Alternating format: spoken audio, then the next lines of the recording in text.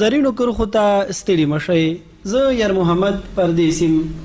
په نن زرینو کرخو کې درته یو مطلب لرو چې عبارت دی له ویښ انسان څخه. د روښانه راتلونکي لپاره ویښتیا مهمه ده.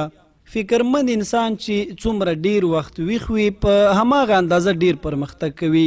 تاسې به د هغو دوستانو کیسه اورېدلې وي چې خوب وړي تاوان کړی وو او نر کټی په نصیب شوی وو. خوب وړي انسانان په تاوان کې وي او ویښ انسانان په ګټې کې. له خوبه ویښ هغه چاته نشو ویلی چې خبرې کوي.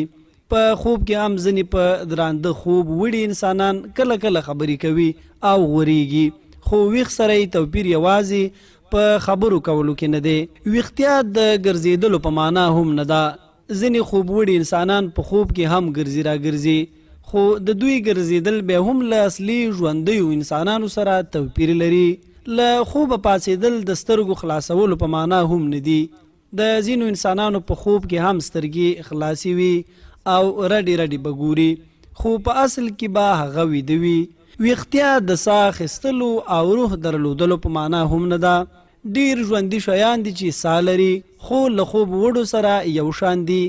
ځینې انسانان روح لري، سترګې خلاصي او ګرځي را ګرځي به، خو له ویده انسانانو سره به توپیر نه لري. ډیر روح لرونکي شیان دي چې ویده به نه وي، خو د دوی ویښتیا د ګټې پر ځای تاوانونه لري.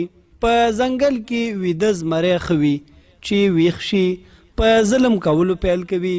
د دې ظالم له ویښتیا به دایمي خوب بهتر دی. په همدې شان ځینو انسانانو د ظلم دسترخوانه وار کړې وي او دایم انسانانو ته زیان رسوي. د داسې انسانانو لپاره هم دایمي خوب بهتر دی چې د میزان په تله کې د بدیو تلس پکه شي او خلک هم له شر خلاص شي. له هغه خوبه پاڅېدل مهم دي چې د فکر او ذهن ویښوالی پکې وي، د احساساتو ځلا ولري، د عواطفو صدق ولري او د عقل او پوهې ښکلا ولري.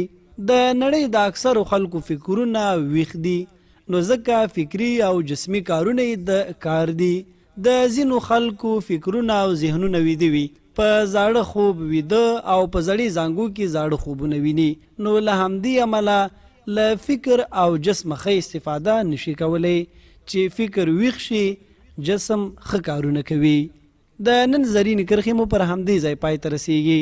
تر نورو زرینو کرښو ما یر محمد پردیس ته اجازه راکړئ. د الله